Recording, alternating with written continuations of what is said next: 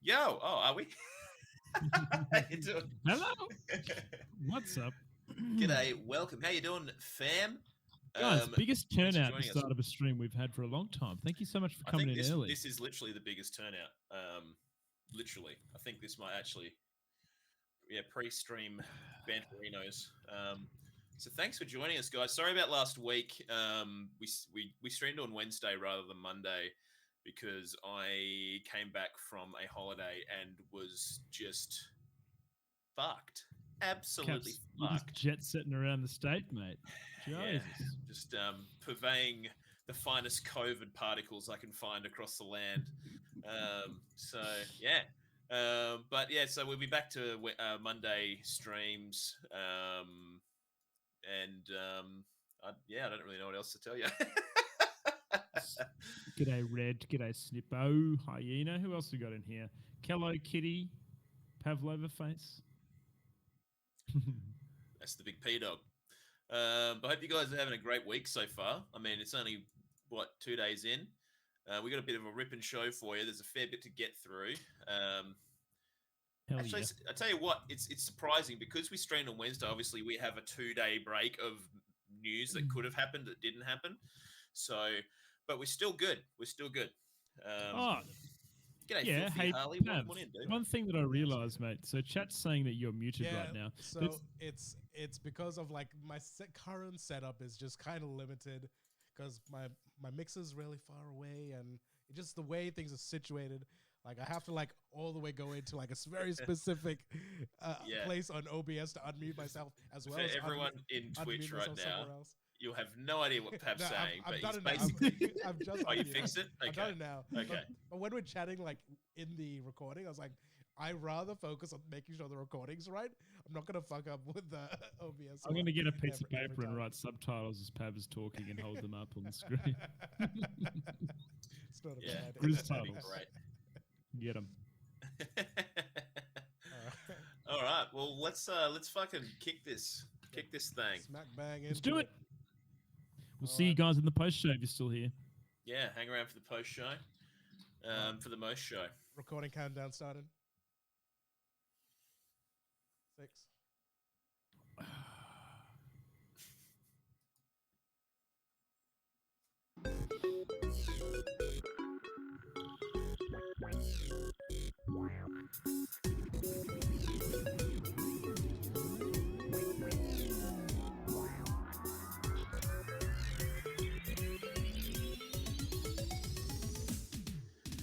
G'day and welcome to Oceanic Gaming Radio. That's OGR. My name's El Capitano, Capitan Perth, Liam, and alongside me are my faithful companions, Pavlova Face and Grizzly Gaming 86. How are you, Very Timbo? well. I'm bloody excellent, Capo. Had a nice start of the week, nice and stressful as it always is, mate.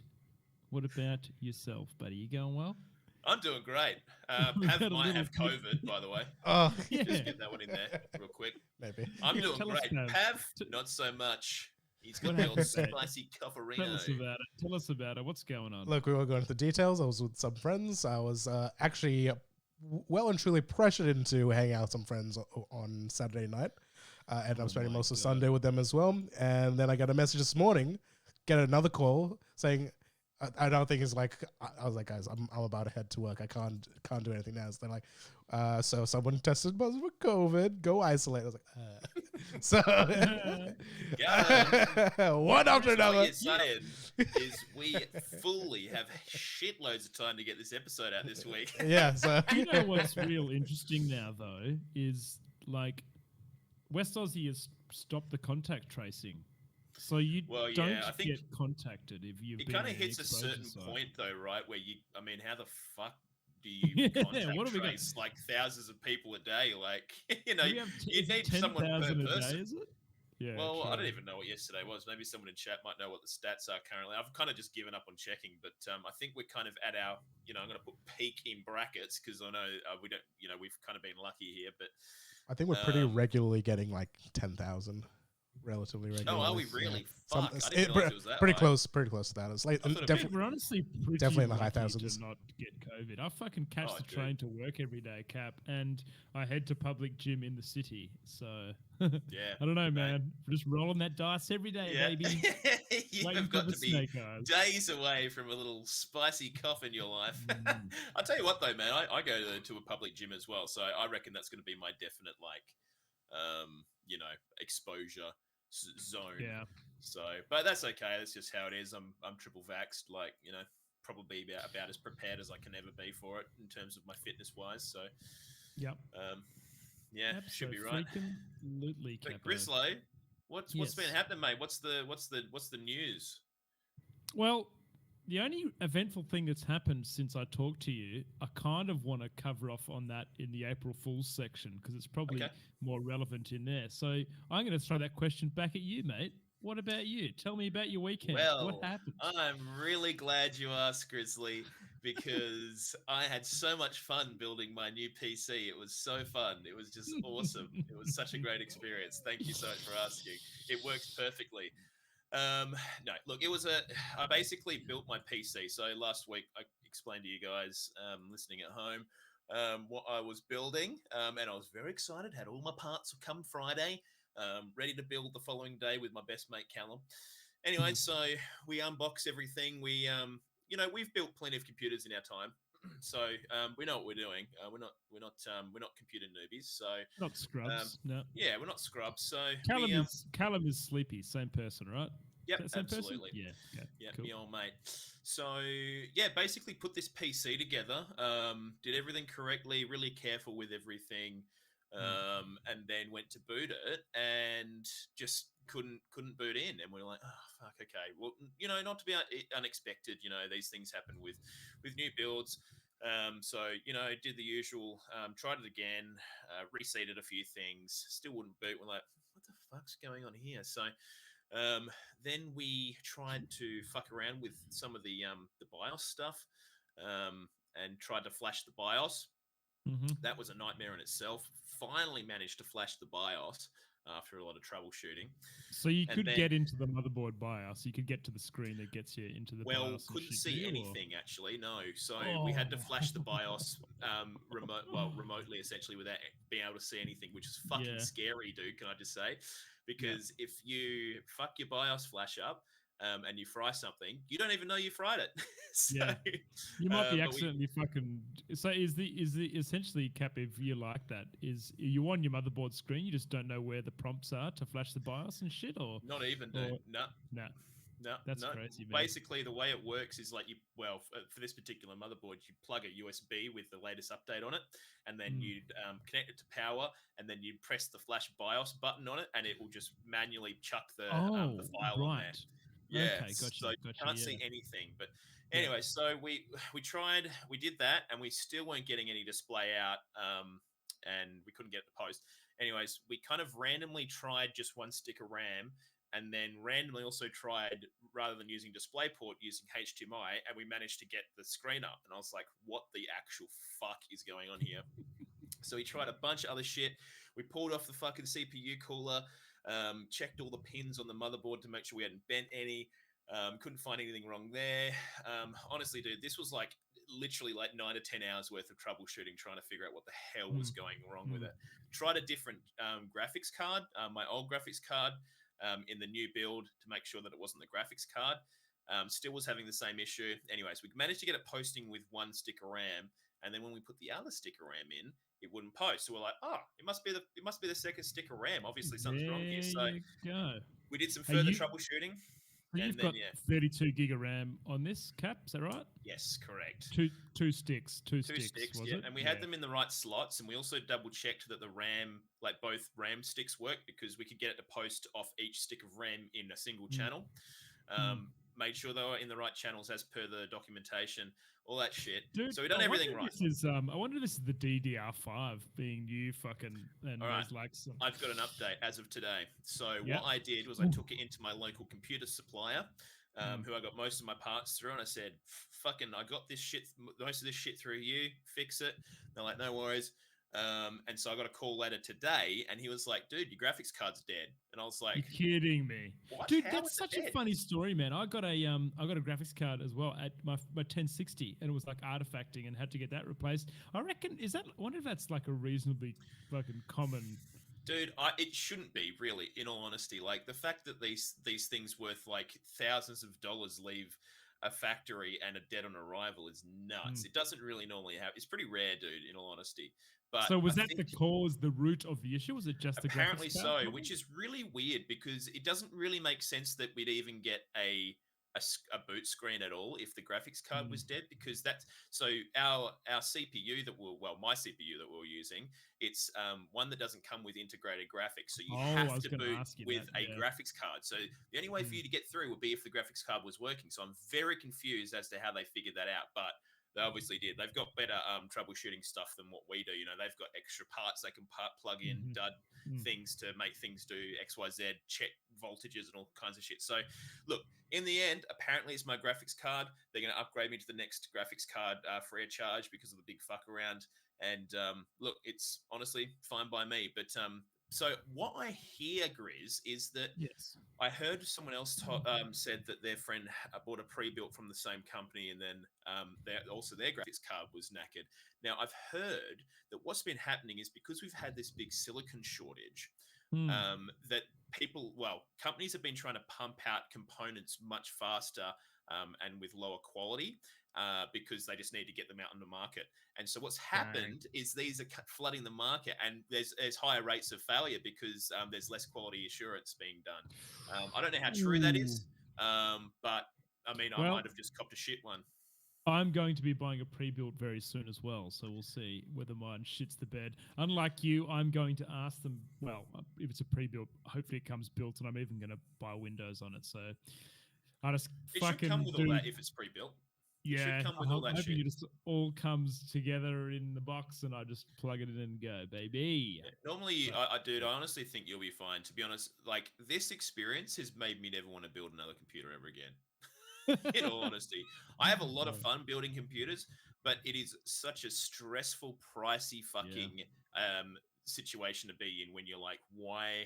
Especially to that degree. Like I've had computers not post after building them, and you kind of figure out, oh, it's because we didn't put the RAM in the right channel or something stupid. Like you just like, okay, there it is. But this was legitimately very confusing and confounding, and we kept getting different errors on the motherboard or different boots, and it was just like, dude, what is going on? Because it's like beeps and shit, isn't it? Like different beeps and stuff for different RAM. Yeah, well, actually, dude, I the PC that I run now, I bought all the components as they came on special, and the way that I checked whether they were going to be able to work with each other, I used PC Part Picker. But I was like you, dude. Like I had so many fucking issues to actually get it up and running. Like I had, Tim. I had Tim help me out with it, and same issue. I got 3200 speed RAM, but my motherboard didn't support. Well, it said it supported 3200 RAM, but the specific type of RAM that I tried to put on it wasn't on the QL, so I wouldn't run that speed. So I had to run it at half the speed it was advertised for. Just shit like that. It wouldn't post it or anything. Oh, absolutely. But that's the thing, Grizz, is like a lot of this stuff that I've been using is fairly bleeding edge. Like DDR5 is pretty new, and a lot of the components that I bought were like literally released in November. So like we thought, oh, okay, maybe there's some really weird compatibility thing going on, and like we just unlucky, and it's not very well documented because we googled to make sure that like look, the motherboard said the RAM should be fine, and on the documentation it's just like this makes no sense. Oh, of course you do, like that's why you buy it, because you're like, it says no worries, that goes with that. That's exactly it, dude. But the weekend was it was a lot of time spent, and quite a stressful and expensive situation. So in the end, it's not the worst thing, because I'm getting a slightly better graphics card in the sense that it's going to be better cooling, which is good. The only thing is, like, the graphics card I had was a 3080 with a little LCD screen on it, and I fucking frothed it, dude, because it has this little egg on it that when you turn your computer on for the first time, the egg hatches, and I just wanted to fucking see that egg hatch. That's all I wanted to see. And did you not see it? You didn't see it hatch at all? No. In fact, it looked like the egg was cracked. So I was like, at the time, I was like, oh, this graphic card's fucked. Look at the egg. It was a joke. It actually was. The graphics card was fucked. So now me and Cam were like, mate, we should have just listened to the fucking cracked egg on the screen. So that was basically my entire weekend, and it was a bit fucking scare town. But what do you do, mate? I got to wait a few days for this computer supplier to finish off my build. They're going to have to pull in another graphics card from another store, and I'm going to have to wait a couple of days. But I should have my new PC build hopefully by the weekend, which will give me time to stuff around. Yeah, well, dude, when you do have it built, let's 100% road test it with a couple of games of Dota, I reckon. Absolutely, my friend. I'm pretty sure I get a free copy of the new Assassin's Creed, and it looks pretty nuts in terms of graphics. So I'm pretty keen to just load that up. Probably not really play much of it, because the new Assassin's Creed games have been quite fucking average in my opinion recently, but just give it a crack. Going from Elden Ring to go and play Assassin's Creed, you're going to be fucking... But yes. Anyways, Grizz, let's fucking get stuck into here, mate. Now, first cab off the rank. E3 has kicked baby. The fucking bucket. Well, it doesn't look good, okay? It doesn't look very good. Basically, someone came out on Twitter the other day, said they just received confirmation that E3 had been cancelled for this year. And now everyone's speculating that it's probably dead for good, and I think people are probably right. What do you think?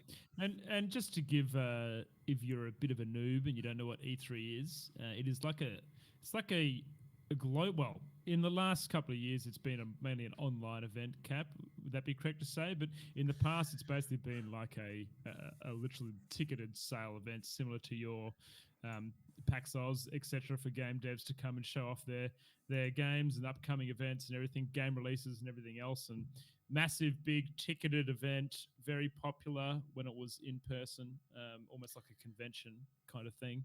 Yeah. Yes. So last year, I believe they canned it last year, and so I believe what happened digital. last year is they were going to go digital, and then they ended up canning it again. So it's been, I think, from memory, I'm pretty sure there wasn't an E3 last year. Right. But it's just been a kind of series of unfortunate events for E3. They basically had a couple of companies slowly do their own thing. Like Nintendo started doing its sort of treehouse Nintendo Direct stuff. Yep. They would still simultaneously release around about the same time as E3. I think they had EA start doing their own stuff as well in terms of doing like PlayStation's got State of Play as well. Well, yeah, exactly. But I mean, PlayStation kind of pulled out, I believe, one of the more recent E3s entirely. And then, did a State of Play. And now they're doing State of Plays throughout the year as well. So they've had these companies slowly move away. And the companies that were still there, basically they had to cancel E3 a couple of times because they're going to do physical E3s. And then obviously COVID happened. And I think the big issue with that was it kind of prompted companies to try something else with getting their news and stuff out. And they probably went, I can tell people about my new game and not have to pay thousands and thousands of dollars at E3. Yeah. Oh, okay. Yeah. Maybe I'll just do that instead. That sounds like a pretty good business decision. Maybe, I don't know. I tell you what, though, Cap, the it's a bit of a shame, like these physical events, and I know that we've been plagued by it here in Australia as well with our PAX Oz and other bits and pieces and conventions not going ahead because of COVID. But it is kind of sad, man, to see if it is the end. I mean, just to quickly say, E3 has said that they're going to return in 2023, potentially with another showcase. What that looks like, whether it's digital or whether they're actually going to have an event. Yeah. But it is a bit sad to see something like this, a big gaming expo, almost a bit of an end of an era. Dude, it is super sad. Like this is the event that consoles got announced at.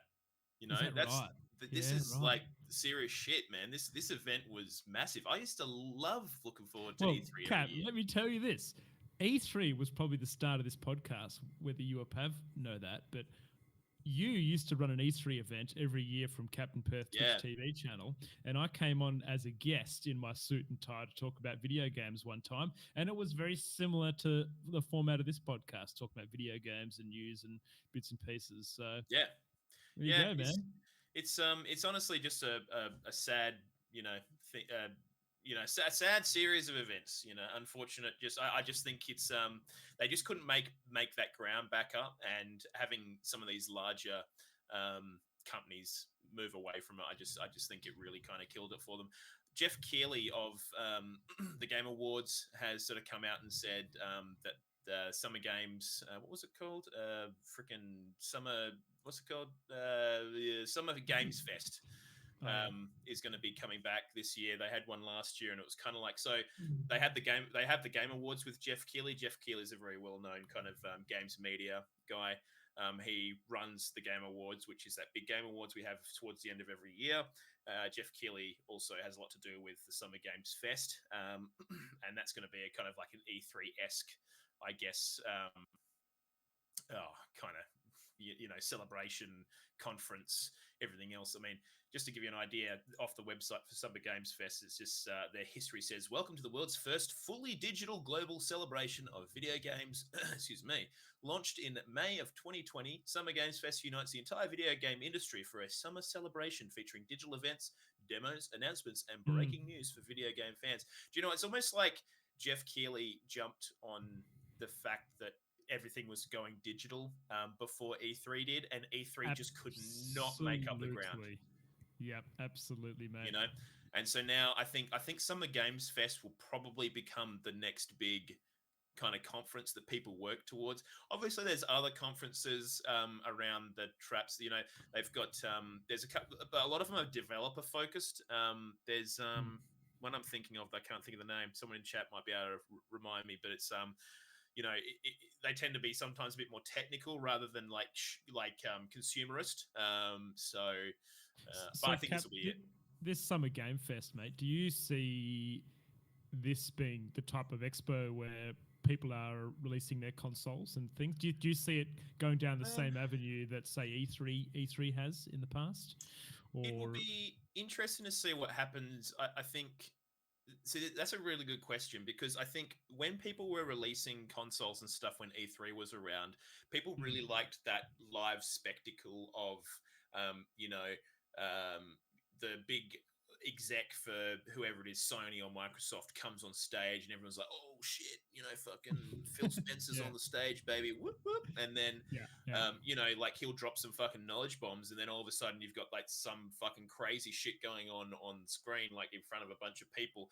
I think people maybe care less about that these days, and I think ultimately, like, it gives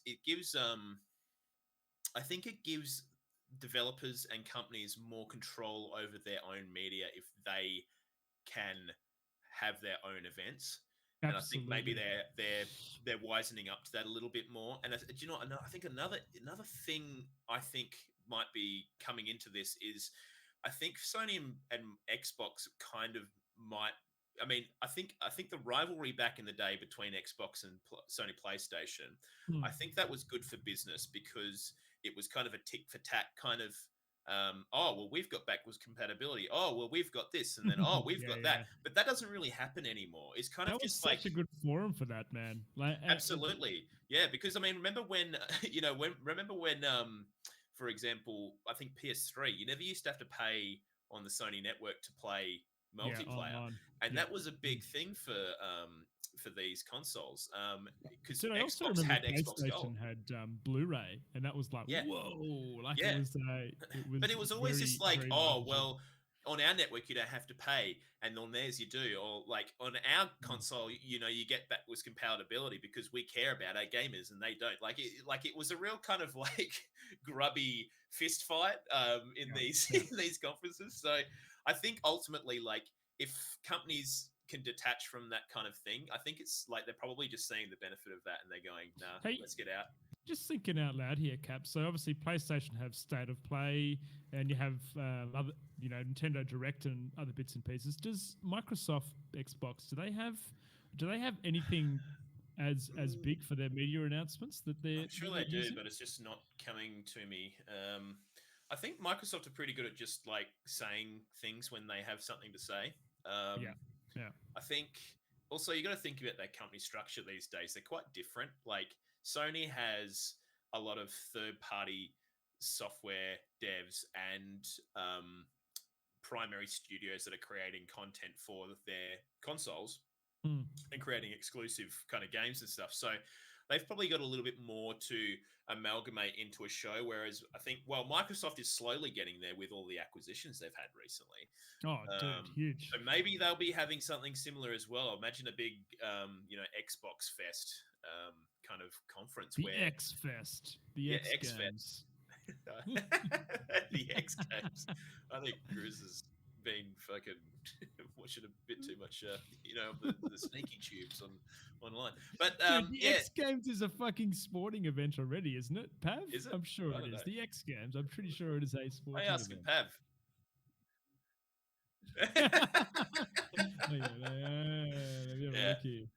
But yeah, it is. The X Games action sport videos. It's a fucking like ESPN is the X Games. It's like motocross and skateboarding and okay, so it's like extreme.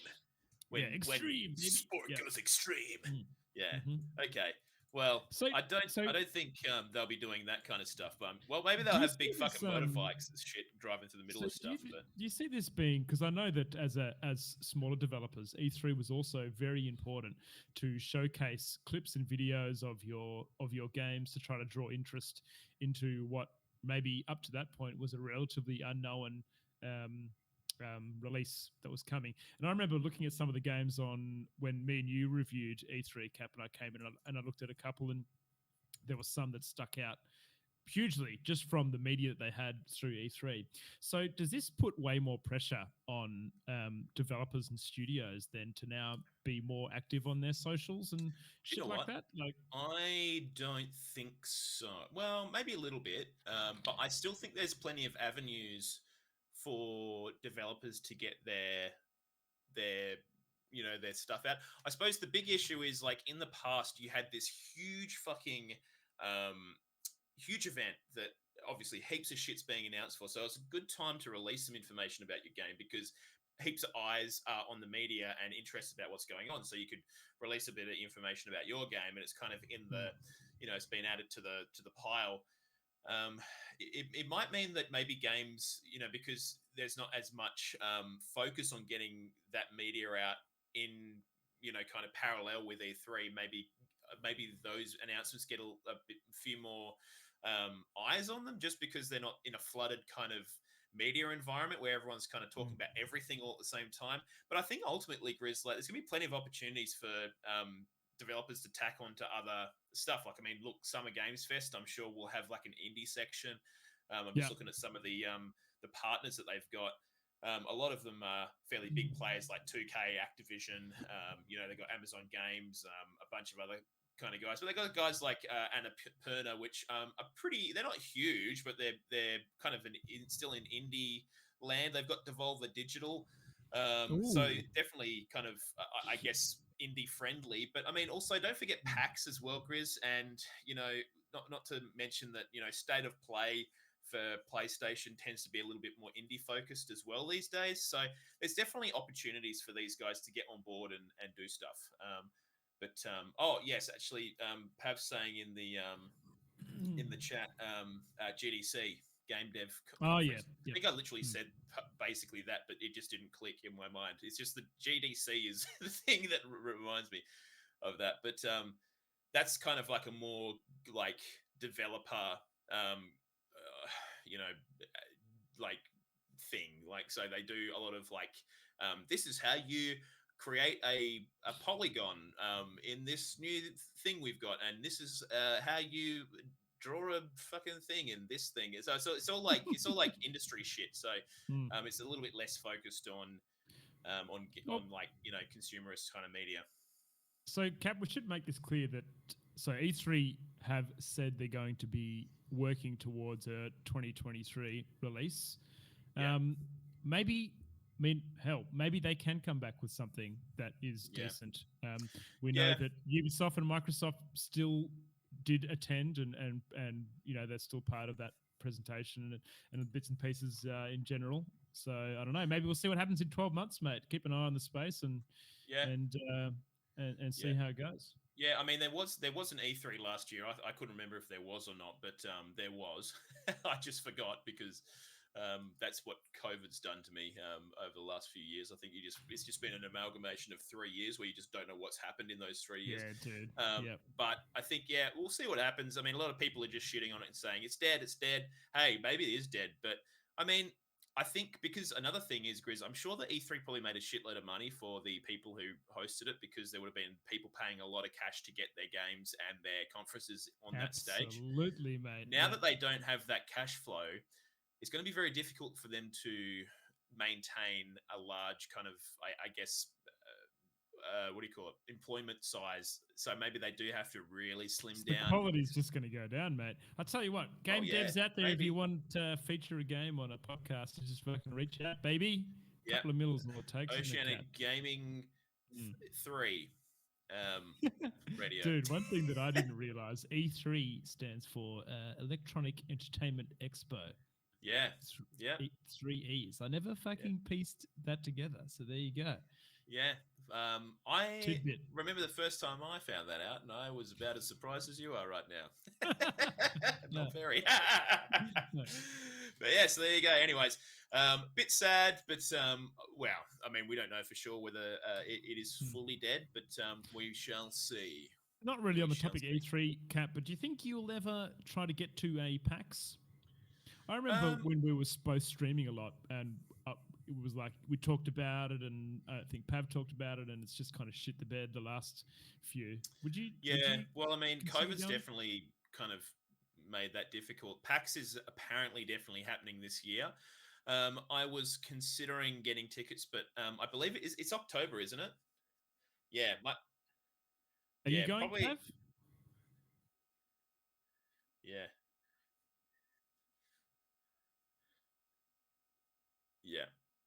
Yeah, totally understand that. Mm. Yeah, I'm gonna have my son's first birthday, Dude. first actual day on Earth. So 0 in that years first old, week of mate. October, so probably shouldn't Yeah. go, to be honest.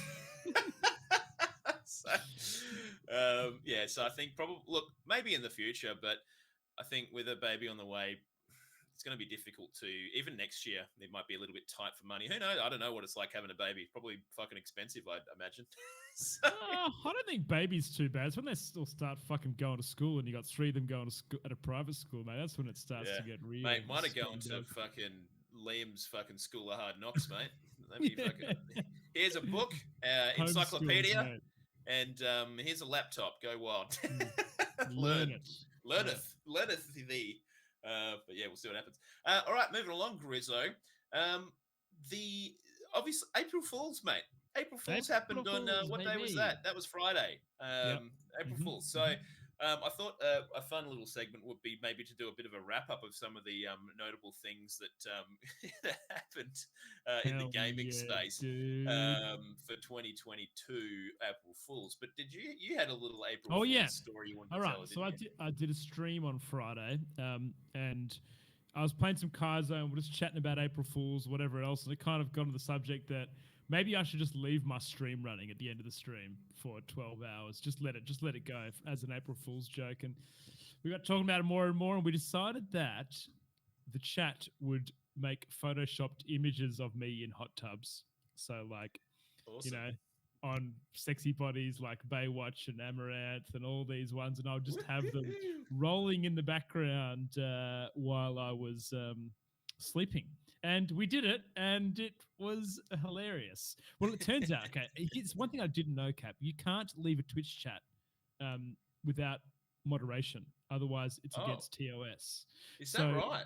Yeah, so Kazi and Lady Kazi pretty much did the whole thing while they were at work during the day. That's like ban a bunch of kids. Yeah, I had like a bunch of fucking kids. Dude, I got like something like 9 or 10 follows throughout these. What the hell, dude? That's fucking mental. Did you get any subs during it? I think I got a couple. I set a sub goal of like 1,000 subs because I was being a fucking idiot. But we got a couple of cheeky. Yeah, you're on your way to that goal of 1,000, mate. That's for sure. Mate, awesome. Well, so let's go through some of the things that that came out on Friday. So Among Us, you've obviously played Among Us before, Grizzo. I'm going to post the link in the Twitch chat for those hanging out in here. Among Us released a YouTube video of a new mode they had called Among Us Horse Mode. And basically it's just the Among Us people as horses, but still in the little suits and stuff. It actually looks pretty fucking funny. I think they legitimately actually pushed this out. So I think when you log could actually play this, could you play this? I think it was one day only. So I think on April Fool's Day, when you loaded your character in, they were like a horse Among Us character. So I don't know for sure. It says this is a free update that will disappear after the day is over. So make sure you hop on launch and try it out. So I assume that it actually legitimately was a thing that happened. So there you go, mate. There you go. There's the first Among one. Us Horse Mode. Yep. Now, another one that was sort of came out was this little bad boy. I'm going to drop that one in Twitch chat as well. Unplugged Air Triangle reveal gameplay, and it's literally VR triangle. So if you can imagine Guitar Hero, but a triangle, it's literally that. And it's so fucking slow. It's like every now and then the guy goes in and does a little triangle chime. And then Yeah, and he's doing like the fucking metal fucking horns with his fingers. That is pretty fucking funny. Excellent, dude. Yeah, so that's pretty fucking cool. That's definitely worth a check out. If you go and have a bit of a look at Unplugged Air Triangle, maybe it'll go out there. Now the next one I saw was Grizz. Do you ever play Hunt Showdown? You ever see that game before? Yeah, I've seen it around, mate. I've seen it around. It's kind of like a PvP PvE game versus monsters and things, absolutely. Right? Yeah, so you kind of play these characters that are in like they're like in the bayous, and they kind of like got these olden time guns and stuff, and you got to go in there and hunt these weird monsters, but also not get killed by other players whilst they're trying to do the same thing as you. Anyways, the game's made by Crytek, and they did things like Crisis and other games like that. Anyway, so they announced a April Fool's of some of the other Crytek people coming to Hunt Showdown. And yeah, it looks a bit ridiculous having, dude, the trailer looks so realistic too, though. Like that. Yeah, it actually looks legitimate. Like, looks really cool. So they've got like the olden time people with the guns running around with the guy from Crisis in the Crisis suit, and another game that they had was Rome: Son of War, which I think might have. I think that came out for Xbox One back in the day, and that was one of the release titles. And that's just literally like Roman people running around fighting gladiator kind of stuff. And so, yeah, it was just a bit of a, how you going? Now, the next one they had was Warzone Totally Normal BR. Now, I believe... I can't remember exactly what the deal one with this one was, but I think when you loaded into the game, it was you had like Totally Normal BR and Totally Normal Rebirth Resurgence. So I think the modes were a little bit different. Basically, you drop in from the plane, then you plummet to the ground, but there's no fall damage. And I'm just reading through it really quickly. You'll find out that your custom loadouts have been removed, leaving everyone to rely on ground loot. Excuse me. So yeah, I think that's so. Was this basically actually released in game? Was it? These were actual game modes on April Fools. Is that right? Yeah. Okay. Yeah. So you couldn't. Your custom loadouts were completely removed, which I'm sure people logging into the game would have shit their pants about. And the parachuting functionality changed quite dramatically. So data indicates that a considerable number of players die upon infiltration, giving the ongoing struggle to remove the initial barrier to entry. So I think you didn't even have to pull your parachute, basically. Which is kind of funny. So just some slightly minor changes. Moving along, Guild Wars 2. You ever play Guild Wars 2 back in the day, Grizzo, when that came out? I did, and I'm surprised that I still see it around and popular. That's how old is that? Like over 10 years old now? Oh, it'd have to be, dude. Absolutely. I remember when it first came out, and I actually really got into it with a bunch of mates.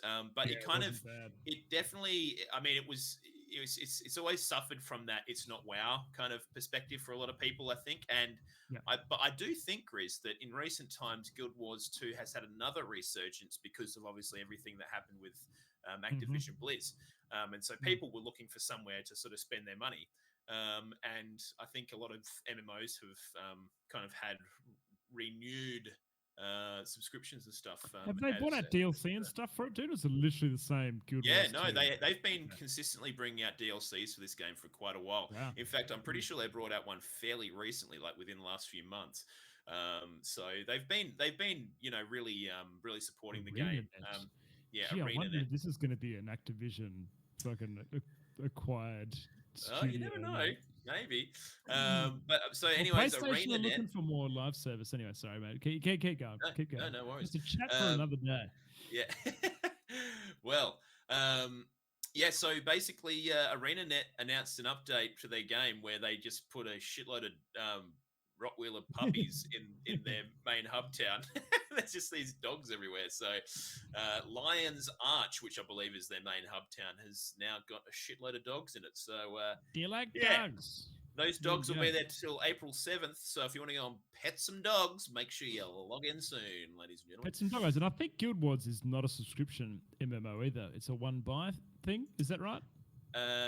I think you're right. Yeah, I'm pretty sure once you buy the game and or updates, you have access to that content, I guess, permanently. Maybe I know a lot of MMOs kind of brought in, like ESO, for example, they kind of had the same thing. But what they brought in was like a subscription-based service where you'd get some currency and stuff over time and all that kind of shit. So maybe they've got something similar. I'm not too sure. There you go. But yeah, so anyways, moving along. War Thunder released a little video, which I'm going to post in the chat right here. Basically, what you see... Tanks. War Thunder's like a tanks game. Like you drive tanks. And so they released this thing called Children of Arceus, Worm Thunder. So I think essentially what the idea is that War Thunder was going in on the Dune kind of IP thing. So they're in the desert, and at the very end of the video, you see a big sandworm pop up. Yeah. And I don't know whether it's live or not, but it must be. It says from April 1st to the 25th, engage in battle for resources on the desert planet populated by giant sandworms. Surely that's not actually a thing that happens, right? Well, maybe it is, dude. It might be. I haven't done enough research on each one because there's just so many points in this document I've got that I haven't had enough time to research whether or not these actually went live. But I think this one might actually be live, so I think you can go and do that kind of stuff. Which I wonder if that's an IP infringement on War Thunder's part, stealing a bit of Dune kind of thunder, if you will. Well, exactly, mate. I mean, I can see where they got it from because the War Thunder, I don't know, the desert spaces kind of look similar to Dune, but really quickly, Cap. I just wanted to quickly tell you a quick story. Razer sent me an email last year about their April Fools, and I seriously fell for it, dude. But it was a Razer toaster that burnt the Razer logo onto your bread. Did you try to buy it or something? I need this because it came with like RGBs and stuff on it. And it looked really fucking cool, man. Oh, dude. It was kind of, wasn't the Xbox fridge an April Fool's? And then they ended up making one. Is that right? Yeah, the Xbox fridge. And it kind of looked, because everyone said the Xbox Series X, the newest console, looks like a fridge, like a bar fridge. And so they ended up making Xbox Series X bar fridges. And then, apparently they were fucking shit, though. Apparently they were really loud and just crappy fucking... No good? Yeah, no good. But yeah. No so, good. Dude, fridges yeah. Well, actually, another one that I just thought of, I'm pretty sure that Razer announced the finger sleeves a little while back, and I'm pretty sure those were initially supposed to be April Fools, maybe, but you can actually buy finger sleeves for like mobile gaming. For your consoles, they have them. Razer finger sleeves. You can get them from PLE, mate. They're $19. Mate, solid investment. Protect your freaking fingerprints, mate. You don't want any nerds online stealing your IP and your fingerprints, mate. Gee, they got bad reviews. Capo. Well, it's a fucking finger sleeve, so they should have bad reviews. Why are you wearing a finger sleeve, you dingus? Another good one, Grizz. Every year, the main community manager for World of Warcraft posts a big patch notes thing, which is just a big piss take, essentially. So, like so for example, here's the one for this year. They announced a new class, essentially. So new class, Tinker Leaker. The most popular real-life class has finally come to the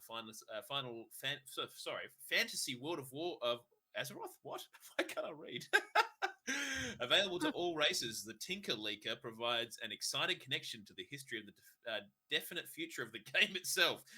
Tinker Leakers are a pure support class that can choose between two range specializations, near-term guarantee and distant assurance. So this is basically a piss take, because every year someone, or just some rando online creates a post about how there's a new class coming out called the Tinkerer.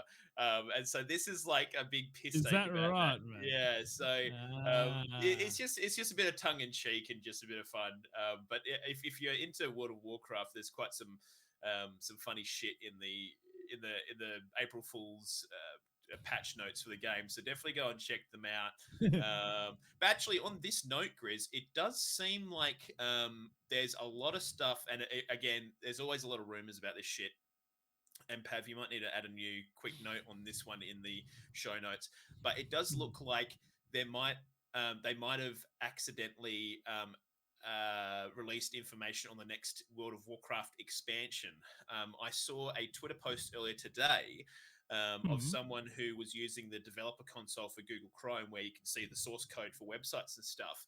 And there was entries in one of the JavaScripts on the website that had some information about World of Warcraft Dragonflight, which was kind of like the pre-order categories for each of this new expansion that was called Dragonflight. So it might be someone just talking absolute shit, and they could have easily have just plugged their own shit into the script and taken a screenshot and be like, "Hey guys, look, it's Dragonflight. Look, I swear." So it could be someone just being a dingus, or maybe will you go play World of Warcraft, Cap, the new expansion? Will you check it out, mate? Oh man, it'd have to be pretty fucking good for me to want to go over there. But yeah, I don't know. I don't know. We'll see. We'll see. Yeah, we'll see what they have to offer in coming days. But yeah, maybe. Dude, those patch notes are like, I'm just looking at these still these patch notes from World of Warcraft. The class changes, dude, are pretty fucking hilarious. I don't know if you had to read through them, man. There's a bunch of funny ones, dude. Good. Absolutely. Yeah. Another thing that Blizzard did must manually activate all pet abilities. Manually activate all pet abilities. And then it's like, priest, no changes needed. Classic, dude. So good. Well, another thing that Blizzard did was they added googly eyes to characters in Overwatch, by the looks of things. So in the competitive ranked games, all the characters have googly eyes. Yeah, I'll post the link in the chat. But yeah, so you can see there, you can see Reaper with googly eyes looking really, really scary. So there you go. Another one. Looks like RuneScape had an April Fool's where. So 2020 April Fool's was an event during which rocks were spawned at Bertthorpe and the entrance to Het's Oasis. These rocks could be moved 1 square by pushing or pulling them. When the 2 rocks were located on adjacent tiles, nearby players would need to unlock the title The Rock, and the rocks would respawn in their original locations. I don't know if that's much of an April Fool's joke. It just seems really fucking random, and I'm sure people are like, what the hell do these things do? Barry's in there. Barry be out there fucking grinding. Yeah, he's been pushing freaking boulders, dude. Yep. That man is a fiend.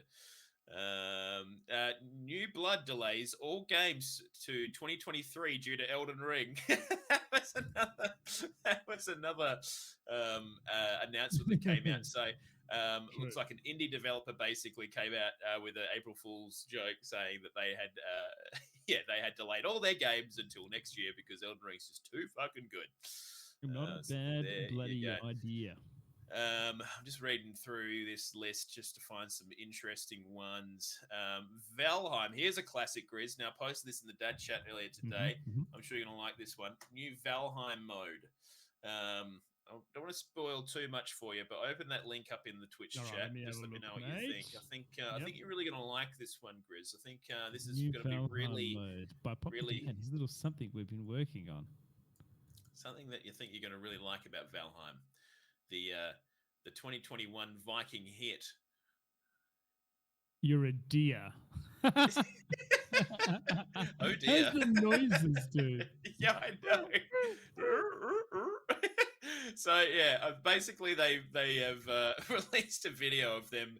I guess I don't think it's actually legitimately possible to do this or play this particular mode, but they've released deer mode on Twitter, and it's basically them running around as a deer, but like the animation looks fucked. Like sometimes the deer's walking sideways and shit just looks really dumb. Looks bloody excellent, mate. Now, Rise of the Deer King. Rise of the Deer King, mate. I think that might be boss related, but yeah, there you go. Another cracker, Grizz, that I thought would be right up our alley, given that we're so into our gym these days, is that Jackbox Games, the guys who make Jackbox and all that kind of stuff, they're renaming themselves to Jacked Box Games and releasing protein powder. Jacked box gains. Yes. Fuck yeah. Get shredded here's with the jacked announcement in box chat. gains. Yeah, so get those hammies absolutely jacked with our squat down and plug in the HDMI cable rotation. Oh my Blast God. those forearms with the typing answers on an iPad circuit. Get rock hardcore with our laughing at your friends' redonkulous jokes drills. Set the PB during mindful finger drawing yoga exercises. No more stylus for you, my friend. Prepare and recover from your ab blasting game nights with Jackbox Gains protein powder coming soon. Have you heard? Did you read the early testimonials? Here we go. I talked to my doctor before trying Jackbox Gains, and it was a perfect way for me to stay fit before delivering my baby. That was from Megan. Good job, Megan. I'm proud of you. Now, another cracker one, Grizz, was it's not a huge cracker, but I thought it was a bit of a chuckle. OpenMW, which is like, OpenMW is like it's like an open source engine that you can use to interact with the Morrowind game engine. So it's kind of like a big open source modular kind of thing you can do to do bits and pieces with Morrowind. They announced that they're no longer supporting Morrowind and actually now supporting Neverwinter Nights, which makes no sense at all. So I thought that was a bit of a classic. Dude, isn't there a wait? No. It's not Neverwinter Nights. There hasn't been a Neverwinter Nights for ages, has there? It's old news. Oh, right? yeah. Now, I think the last one was Neverwinter Nights 2, and Neverwinter Nights 2 came out a while back. Neverwinter Nights 2. Let's find out when. That, my friend, was in 2006. Yeah. And I think they released some DLC and shit for it. But, man, Neverwinter Nights 1 was a banger, dude. What a game. Did you play those games were great. I did. I played dude, I don't know if you... So I played Icewind Dale, the Icewind Dale series, and then into Neverwinter Nights, because they were kind of like D&D, but loved them, mate. Dude, as a kid, so my mate had Neverwinter Nights on his computer, and like as a kid, because I never had a PC when I was younger, and I was just like, holy shit, this game is nuts. Like, what the hell's all these numbers and just shit going on the screen? And like, I can just remember one particular spell that you could cast. It was like Obadiah, Nabora, Cespa, and I just remember that from my childhood all the time because it's just like. But I tell you what, man, that game storyline wise was a cracker. Really great storyline. Like, goddamn, they should remake that.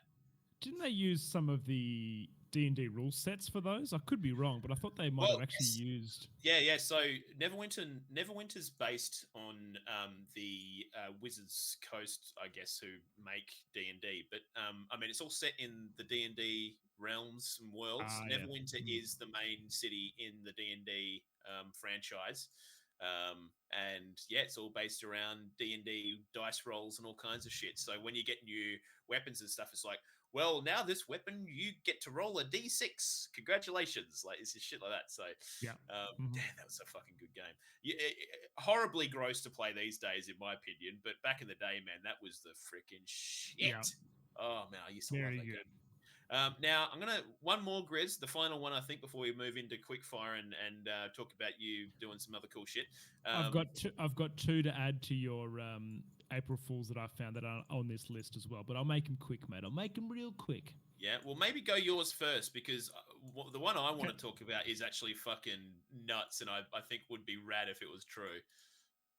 All right, mate. So HyperX released a tweet of a grass keyboard and mouse. I'm just going to quickly post it. So HyperX is a peripheral maker. They create the microphone that I use, funnily enough.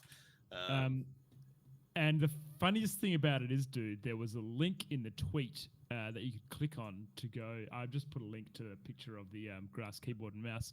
And if you click the link, it would take you to the Rickroll's YouTube. Oh my God. Dude, this kind of reminds me. Did you see the Sonic and Knuckles PlayStation or Xbox controllers coming out? Nope. Was it like furry or something? This isn't even fucking April Fools. This is legitimate. So Sonic and Knuckles Xbox controllers. Dude, wait till you see these fucking controllers. They're fucking crazy. I'm going to copy this image link and post it in the Twitch chat. Oh my god, no, don't do that. That's not the correct image. I just did a base 64 paste somehow. There you go. Try that one. It's literally like two controllers, and they're just covered in fur. God, dude! What are they actual? Are they real? You can they actually buy these controllers. So I think I saw a comment from somewhere saying, "Are we sure that those Sonic and Knuckles controllers weren't April Fool's jokes?" They just played the long game. But yeah, they're actually super freaking disgusting. But also, yeah, that highly reminds me of this particular keyboard. It's got like all this grass and shit coming off. It looks disgusting. The old, not a fan of that. The old furry ones. Imagine getting your Dorito and Dorito fingers in that hairy goodness there. No. I don't know. Well, what's the other one that you got, Grizzo? All right. So the other one was there was a meme going around on Twitter, mate, and I mentioned this to you and Pav before the stream, but I found it pretty dang funny. And it was the monthly releases under the Xbox Game Pass, and it was basically all of the PlayStation exclusives that PS5 exclusives they had to date, things like God of War and just all their first part. Even Astro's Playroom was on there. It's just dude, that's so good. I imagine that because when you told me about this, I was like, surely Microsoft didn't make that because yeah. Well, I'm sure they could get sued for that. Surely. Get yourself in a bit of trouble, eh? Absolutely. But I mean, it's still fucking hilariously funny. Now, Grizz, the other one I wanted to talk about was I'm going to post it in the Twitch chat as well so people can have a bit of a look. But the headline reads, From Software is making a Warhammer 40k game with Henry Cavill. And it turned out to be an April Fool's joke. But it says Games Workshop has announced it's working with Japanese game developer From Software, creator of Elden Ring and Dark Souls series, on a brand new licensed video game titled Warhammer 40,000 Nihilus. Currently in development for next gen, the forthcoming RPG will be reportedly feature Henry Cavill, star of the Netflix's Witcher and self-confessed Warhammer fanatic, as the voice of the Emperor of Mankind. Dude, this would have been fucking sick. They made it sound so freaking real, dude. Yes, that announcement reads so good. I know. What? That's what I mean, dude. I was spewing when I found out that because look, I'm not a huge Warhammer guy, because I just never have had the money to, do that at all. But I can definitely appreciate the lore and stuff that those games kind of, are sort of based around. Dude, I think this kind of game, like a Dark Souls 40k Warhammer game, would be unbelievable, man. Imagine that, mate. It would be fucking sick, man. I reckon there's a lot of stuff with the 40k. Well, we didn't add this to the to the stream at all. I know what you're thinking. Yeah, Darktide 40k has a release date, doesn't it, Cap? I think it's end of the year, September or something like that. Release trailer. But yeah, I think that in terms of 40k, give us a bit of a rundown of what that is, Grizz, for people at home who don't know. So you may have heard of Vermintide or Vermintide 2, and essentially what it is like a cooperative, almost like a horde mode game where you basically work yourself through a map, killing enemies, and there's different classes and stuff, but the beauty of the game is the way that the loot and item system works. So essentially, once you clear a level, depending on the difficulty, you get to roll a dice, essentially, to see what kind of loot or access to kind of loot you're going to get, rarity and that kind of thing. And man, it's basically like, how do I put this? But it's like, how successful loot boxes are. There's something about that endorphin hit of opening something like a loot box and not knowing what's inside, and then you're getting it. Well, dude, they do that so well, but you're not paying for these loot boxes. It depends on how well you've done in the level. So I'm really excited. Vermintide 1 and 2 were both great games, and Darktide, which is the 40k, so I think futuristic guns, all that kind of stuff. So a bit more, less melee focus, a bit more gun focus, Grizzo. Yeah, which dude, I think is gonna be cool. Yeah, absolutely, mate. And the ranged heroes in Vermintide were fantastic as well, mate. So like, you know, there was range classes and they worked just like in the melee ones. So it'd be great to see how this is kind of adapted. There was some gameplay footage released as well, and it just looked schmick, really nice. Dude, I'm super keen, and we had a lot of fun playing that on Twitch together. So I'm very keen to dude, because it has Twitch integration as well, so your chat can vote on outcomes. Yeah, we'll definitely have to do a few ogre streams or something of that when it releases, just as a bit of fun. 100%, get Pav in as well, for sure. Yep. Absolutely get Pav in there. But yeah, so that's pretty much the entirety of the April Fool's roundup, and we're almost at an hour. So Grizz, let's move on to you finishing Elden Ring. What the hell, dude? Baby. I'm still not finished. I'm still going. It'd be rude. So no major spoilers, by the way. No major spoilers. It'd be rude to have an OGR podcast without talking about Elden Ring. Am I right, Cap? Well, yeah. I mean, we've got to keep doing this for the rest of the year, right? So we're going to have an Elden Ring segment. The Elden segment is what we're going to start calling it. The Elden segment never ages. Well, so Cap, my full playthrough, mate, took me about 107 hours, but I did want to talk about it because something interesting happened to me at about, I must have had maybe like 5 or 6 main bosses left. But essentially, dude, I did a bunch of these story quests. I'm not going to spoil those for you, but I found a collection of spells that when I went through and read them, they worked really well together. And I thought, fuck it, I'm just going to go pure spellcaster. So I actually completely veered away from my dex build. I pretty much didn't hit anyone with my sword anymore. So I actually ended up taking it off and I was just using spells. So Cap, you would have seen in your playthrough the I think they're called like carrion spells, but it's where you basically like swing a weapon.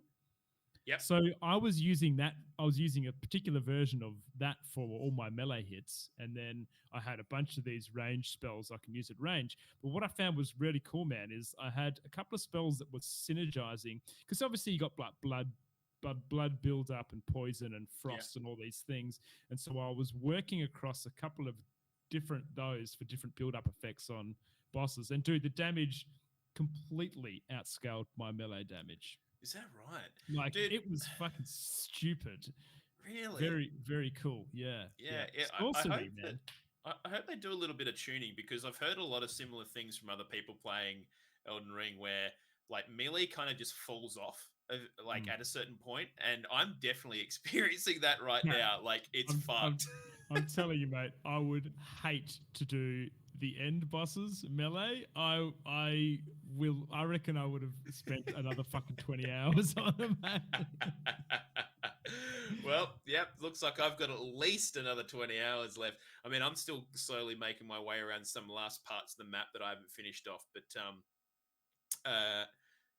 look, it'll be interesting to see how I fare. And did you do a rescale of your stats, or did you just use the stats you already had?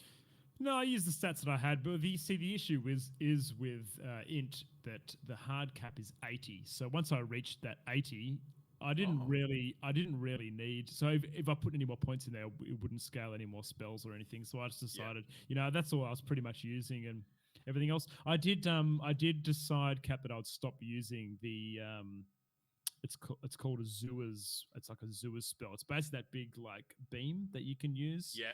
And essentially, dude, I really hope that they nerf that, because basically you can use a flask, your wondrous psychic flask, to give you access to infinite FP for the duration of the flask, and you can just literally just charge that at people, and you can get like what should be like maybe a 5-second spell, because your FP like slowly disintegrates down. You can do it for like 15, 20 seconds. You just holy shit! Yeah, it's completely That's broken, disgusting. Mate. Yeah, so they need to fix that. I felt dirty using that, so I did take that off. Dude, I haven't cast a single spell yet. Really? Yeah. Don't you have some faith? Haven't you got a little bit of faith? Yeah, the only reason I got faith was so I could use that cool sword. Yeah, right. Man, you should. I would love, dude. Maybe you should either stream it or Discord stream it, because I want to watch you on some of those later bosses, mate. All right. Yeah, absolutely. I'll tell you what, dude. I will say, I got my ass handed to me for a good maybe. I was talking actually. I'm sorry, Kev, I have to apologize in advance, but I actually started a different thread with Adrian to talk about spoilerish things in Elden Ring. Understandable. Yeah, didn't want to ruin it for you, mate. But yeah, essentially, dude, there's a boss in that game that I think is up there with the difficulty of who is the guy from Bloodborne that kicks your ass? That just like jumps. Orphan of Kos. Yeah, for me. Really? And I felt like I had a broken build, but yeah, dude, tough. Really? Yeah. Oh, I'm not looking forward to that. That's sad. Oh no. Well, Grizz, on the topic of Elden Ring, Bandai Namco, the publisher of Elden Ring, has noted that they would like to work with Brandon Sanderson. And Brandon Sanderson is the creator of, I believe, is it Wheel of Time? No, hang on, that's not right. Mistborn and Stormlight Archive fantasy novels. I'm pretty. Did he have something to do with? I didn't read those. I haven't read any of Brandon Sanderson, but okay, I don't think he did do Wheel of Time. I think I'm thinking of someone else. But regardless, Sanderson is a very well-known fantasy novel author, highly well-respected. Probably in the same echelon as George R.R. Martin. I mean, dude, how cool is it that these gaming studios are working with these fantasy authors? This is the kind of shit you want to be doing, man. Like, this is nuts. Like, if you get a guy like Sanderson, like, he could do some really fucking cool things. And I mean, Sanderson has said that he has a Soulsborne pitch. So, really? I mean, yeah. So that's kind of come out in recent days with Bandai Namco saying that they'd like to work with him. I think him and From Software could be a match made in heaven.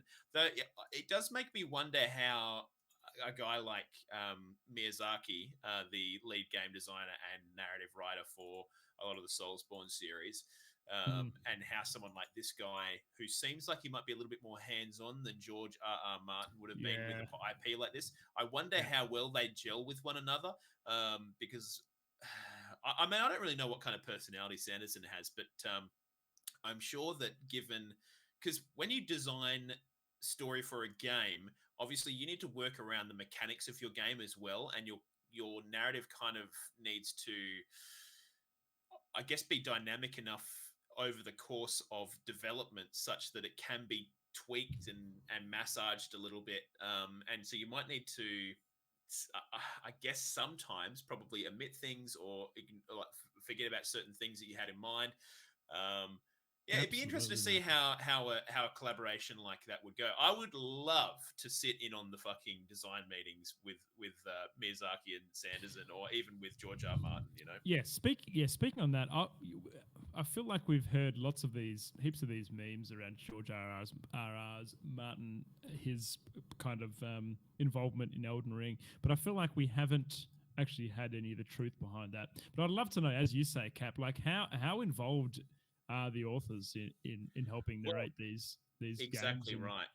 You never really know. I think what probably happened with George R. Martin is I think Miyazaki probably gave him a few breadcrumbs to work with, and then he kind of filled in the gaps to give it his own George R. Martin flair.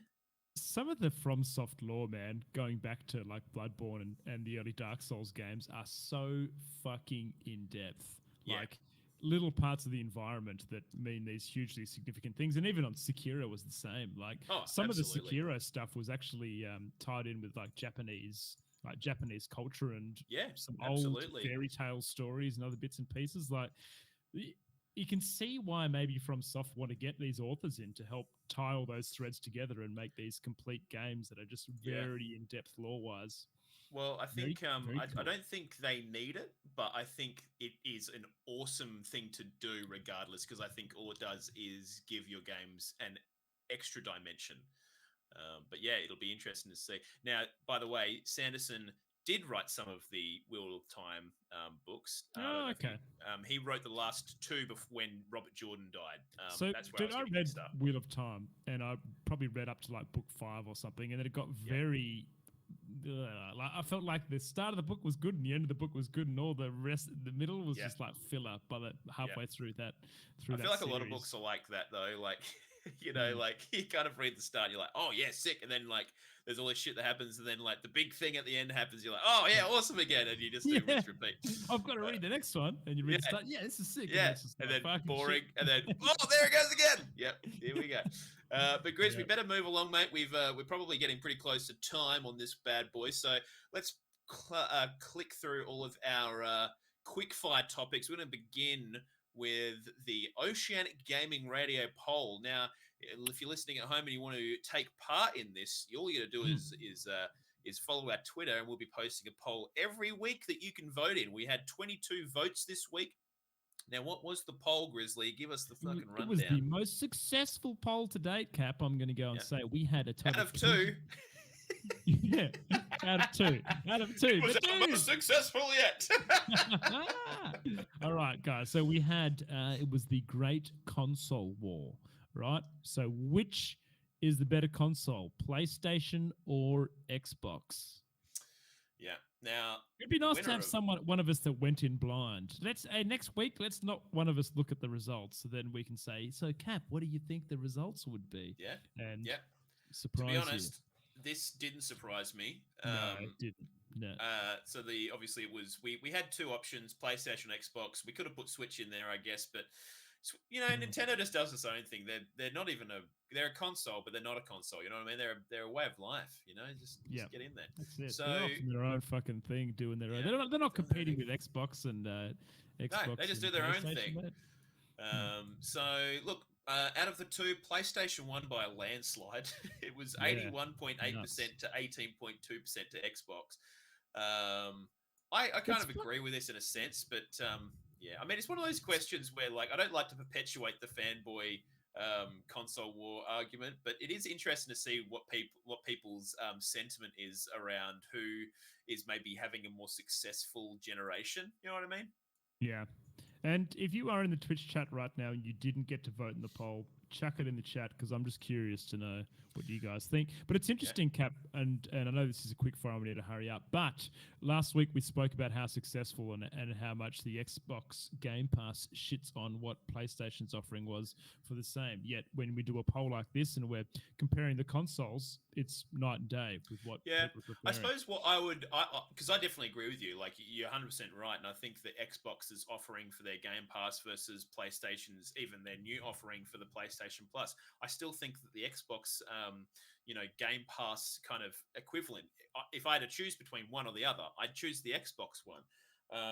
But I think when it comes purely down to like console itself, I think people just go, well, PlayStation's got the exclusives and they have got them in copious amounts. You know, they've got the God of Wars, they've got the freaking Uncharted's, they've got all that other good shit. And I think that's what people see. And people are happy to pay a premium for those games when they are really good. I mean, look at Last of Us. You know, whether you did or you didn't like part 2, it sold extremely fucking well. I haven't played those games yet, Kappa. I haven't played the Last of Us games yet. I think you would. Actually, I tell you what, number 1 will fucking make you cry, motherfucker. I'm going to tell you right now. Really? Something happens at the start, and I reckon it will make you fucking tear up big time. I won't say anything. You should play them on stream, though. I think you'd really enjoy them. No, do it. Dare you. But yeah, all right, moving along. Acti-Blizz approves an $18 million settlement. So just to quickly kind of go through this one, I don't really like giving Acti-Blizz and all their bullshit too much limelight, but just for your information, everyone, basically Acti-Blizz has approved an $18 million fund for eligible claimants who worked at the company starting in September 1st, 2016. So, I mean, this is just a small step towards, I'm not going to say righting the wrongs, about this, Cap? Yeah. Do individuals will they be out of pocket for this, like Bobby Kotick and those dingleberries? No, absolutely not. No. This is the company on a whole. Yeah. Yeah, right. Look, there's definitely a few key figures in this whole harassment kind of, I'm going to call it, just story of just utter garbage. But I think, ultimately, Bobby Kotick is probably the person who's going to make the most money out of all this because, if he, in his contract, he has something like, a couple of $100 million paid out to him, regardless of whether he leaves dishonorably or not. It's just unbelievable. So, look, ultimately, some people just get away scot-free, and the company obviously takes the brunt of it. Obviously, the company is at fault for allowing for this behavior to go on for long enough, but I mean, these people are kind of semi-protected, which is just bullshit. But so anyways, look, one small token towards, maybe repairing, helping to repair what the damage that's been done. Obviously, some people have, one person's known to have lost their life over this bullshit, over this scandal and bullshit. So, I mean, that will never be repaired. But hopefully this is a small token for those people who have suffered and are able to claim on this kind of stuff. So there you go. Now, moving along to a company doing something decent is Capcom. They're raising their employees' base salaries by 30%, Grizzo. How good is that? That is a significant amount, Cap. Like 30%. I mean, that's huge. Yeah, like I mean, across even the board, 5% is fucking a lot. I mean, for a company, when you think about that, but raising base salaries by 30, that's pretty fucking nuts. I would assume. I wonder how that works, right? Does that mean that everyone just gets a 30% increase this year, or does that mean like people? I get what you're saying. Like, do they?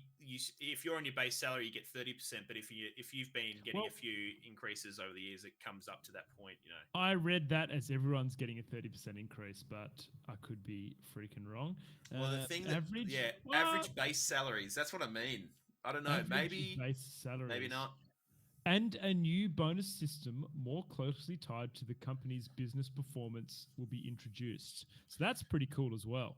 I think this is a smart thing that a lot of companies do to try and get their employees more invested and, like have a bit more.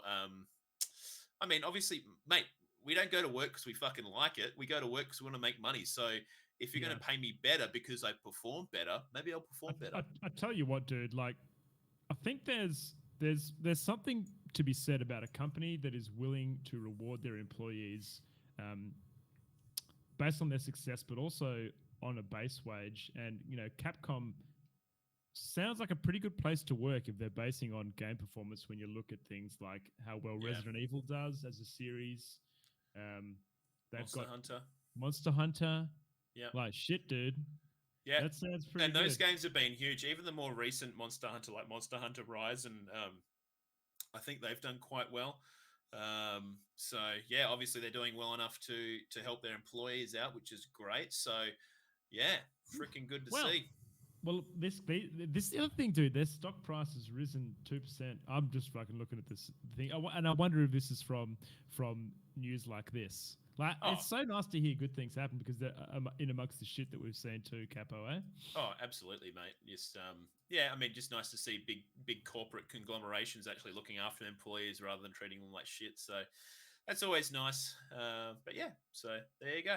Moving along, Grizzo, Hyperlight Breaker has been announced. Now, you may have played Hyperlight Drifter.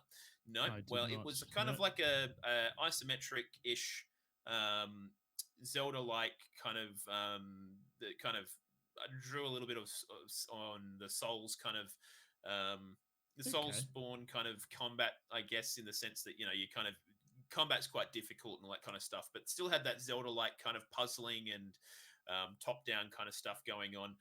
The art style was quite unique. It's kind of like neon, weird kind of fantasy shit going on. It looks cool, but it was a 2D kind of game, and they are now releasing their next iteration, Hyperlight Breaker, which is a 3D co-op adventure set in the beloved Hyperlight universe, launching in spring 2023, so the next year. But they have announced it, so there you go. Go and check out the trailer. I'm going to drop that in the Twitch chat for people who are interested. Now, it is made by Gearbox Publishing. Now, Gearbox obviously do Borderlands and shit like that, so got some big guns on this bad boy. But the animation that they've done for this announcement trailer is fucking dope, man. It is like some anime-ass freaking dopey I've seen goodness. That, dude. It looks amazing. Yeah, so it'll be interesting to see some gameplay, I suppose. There's a little bit of what looks like in-game engine stuff towards the end of the trailer, but not an awful lot. It just looks very cool. It's kind of hard to describe the art style. Very neon, kind of, just it's almost like if you ever played Fez, a bit like that, but kind of a bit more fantasy based, and but then also kind of a little bit like not quite steampunky, like neon punk. I don't know if that is even a thing. I just made that up, but yeah, there you go. Go and check that out. But yeah, with that, Grizzo, that pretty much rounds out the episode for tonight. Everyone, thank you for being here. Appreciate you. We've covered a fair bit today. But firstly, before we do anything, we'd just like to thank our subs on the Patreon that are supporting us to get this podcast out on the airwaves. Thank you so much. I'm a Sukai, you big bloody legend, for continuing your sub with us and being just an absolute legend and helping support this little podcast of ours. And thank you for everyone in the Twitch chat right now, listening live as we record this episode. And thank you to everyone listening at home after we've recorded live on the podcast. Bloody appreciate you. You freaking legends. Now, how can you help us further? It's okay if you can't help us pay for all the freaking shit that we pay for this podcast. It's fine. Don't worry about it. But what you can do is you can go and follow us on Twitter. You can go and follow us on Facebook. And you can go and follow us on Twitch. Get those freaking numbers up, baby. Just look up Oceanic Gaming Radio and click follow or whatever else it is on the other social platforms. And yeah, I guess that's pretty much everything I can think of. Grizzly, you got anything else to say? No more parting words for me, Cap. I had a fucking fantastic time with you guys again, and I look forward to next Monday. Yeah, excellent. Pavlich, thank you so much for your production work. We love you, baby. Always a pleasure. Love you big time. All right, ladies and gentlemen, everyone else, thank you so much for hanging out. Appreciate you, and we'll see you next time on Oceanic Gaming Radio.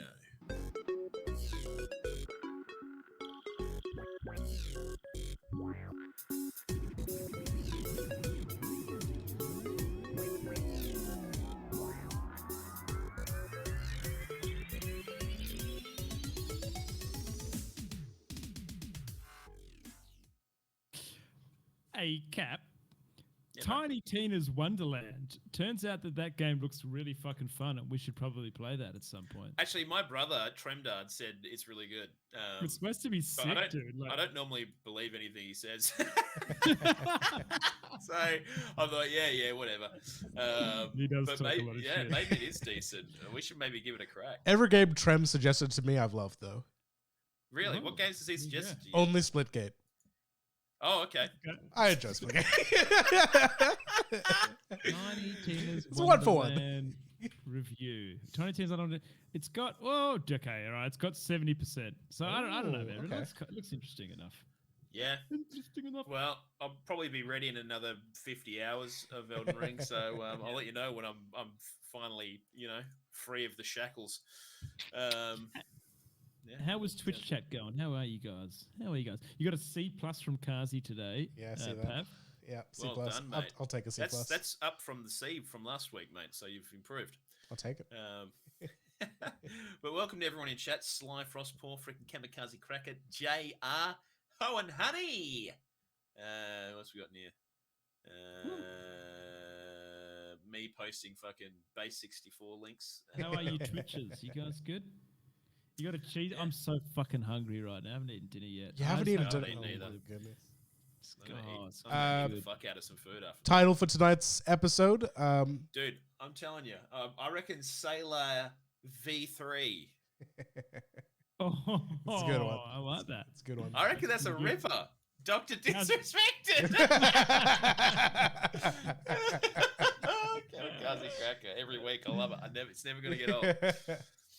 Sailor V3. I like it. Title. That was a pretty dang good title. I like that one. Yeah. No, I think Sailor V3. Yeah, I think that's a fucking it's a good one. ripper. I like it. I like it a lot. That's about it. That's probably the height of my pun fucking creation. It still makes you laugh. Did you come up with that one, Kazi, or was it someone else? No, that was me. Was that you? Dr. Disrespected. Dr. Disrespected. Yeah. Well, we're just going to have to find a way to shit on Dr. Disrespect again so we can do it again. Got to get those freaking numbers up, dude. that number went off. That episode went off, dude. Get those numbers up, baby. Mic drop moment. So what do you guys got on this week, ladies and gents? What's having Grizzo? What are you doing? What am I doing this week? All my plans have been cancelled. Oh yes, that's right. You're potentially a COVID outbreak waiting to happen. Potentially. We'll see. Yeah. I actually don't know, dude. I actually don't know what I'm doing this week. This week's a bit of a crazy work week for me. The weekend is so far away, it feels like. I might go over to Pabs and give him a big kiss on the lips so I get COVID, and then I can take some time off. Maybe. I don't know. I don't know. I have heard that some of my mates who've had COVID reckon it's pretty fucking shit. So people seem to get either clamped by it or not too bad. Yeah. Mia had a sore throat this Sava, and I was like, all right, do a rat. And she was fine. I think it's just pregnancy things, doing pregnancy things. But, yeah, we'll see what happens. Oh, yeah, dude. Pregnancy's no joke. Has she started eating gravel yet, Kat? Gravel? What the fuck? Dude, fucking pregnant women get real weird cravings. Ask her if she wants to go get her a fucking bucket of gravel. There's no way that she's going to want to eat gravel. Apparently, they have these weird cravings for random shit like gravel and I don't know. Here, dude, let me do a quick Google here. I'll figure it out. Pregnant gravel. What? Gravel? Gravel with cheese. Oh my god, what the fuck? Okay, pica is the practice of craving substances with little or no nutritional value. Most pregnancy and pica-related cravings involve non-food substances such as dirt or chalk. The word pica is Latin for magpie. Dude, that is fucking nuts. Yeah, they're crazy, man. I'll tell you what. Yeah, I'll gravel with cheese. Yeah, I'll get a toasted gravel cheesy. Thank you very much. Pica. Sounds pretty good. Pica? I wonder what the hell that's all about. Because I know, like, pregnant people often get, like, reflux really bad. So, like, sometimes... Oh, my God. Listen to this, dude. Some of the things people with pica may eat include hair. Dude, do you know what? Hair in food is like my worst nightmare. Honestly, like it honestly makes me want to throw up. Like if I eat something and I chew down and I taste or feel hair in my food, it is an insta fucking. Even think about it. Dude, you've got a massive fucking beard. How do you avoid that? Dude, I never get hair in my mouth. Hey, honestly, really? It's only if my food's being tampered with by people. Who put fucking hair in there. The other day I went to a party and I had a sausage roll and dipped it in some salsa and I pulled it out and chewed down and there was a big fucking hair on it and it fucking just about wanted to vom. Dang, dude. Yep. Bad news. Mrs. Grizz really, when she was pregnant, dude, frozen Cokes from McDonald's was like her. That was the thing. Too. Yeah, but honestly, dude, her taste, like your wife's taste will likely change a lot during pregnancy and then they'll go back to normal. Like, Loz stopped drinking tea, stopped eating chocolate. Well, Mia is like really grossed out by avocados at the moment, which is right, weird because she loves avocado. Yeah. So hopefully that doesn't. Madness. Hopefully the baby, that's not like a baby thing. Like they don't like avocados or some shit. I don't know. I'm trying to think what else she's having. Sonic and Knuckles Xbox controllers while eating. Confirmed. Yeah. Well, I wouldn't fucking put it in my mouth, Kazi. That's for fucking sure. I kind of love those controllers. I kind of want one. Yeah. Because they're fucking gross. Yeah. But I mean, it would just be a fucking dirt and fluff and just fucking dust fucking filter. I'd probably never. Disgusting. I'd probably never actually use it. I just think they look cool. Dude, you'd have to put them in an anti-static container and have one of those things where you put your hands into the gloves. Oh, and then you into like a box. No, they're real, Kazi. You can buy them now, apparently. You can actually physically buy them. I thought you were actually going to show us one. Yeah. No, they're legitimately real, Kazi. That's what I was saying is like people were saying like, are you sure those controllers aren't an April Fool's? And they're legitimately not.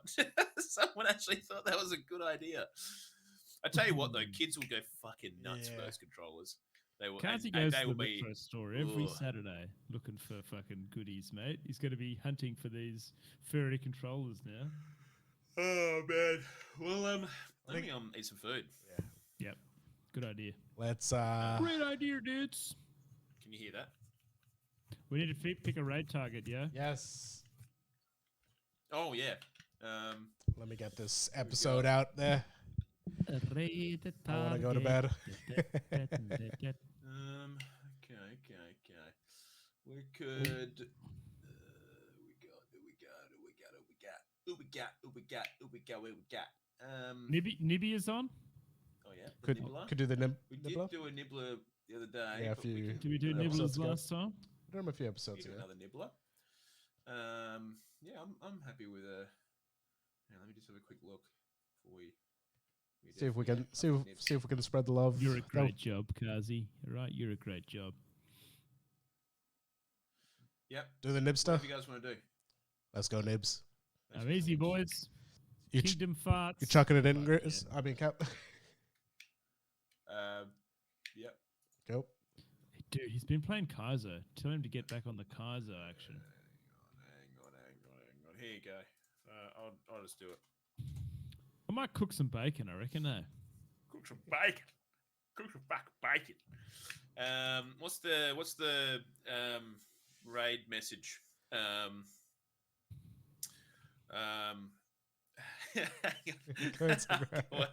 That's pretty good. There you go. OGR. How about that one? Yeah, go on. You got any gravel? Any of the two. Either of the two. Mix it up. I'm gonna be using mine. Mine's fucking hell good. I'm going OGR. I'm also doing. Yeah. Hey, you got any of that gravel? Wait, how did that even start? How about some hair? How about?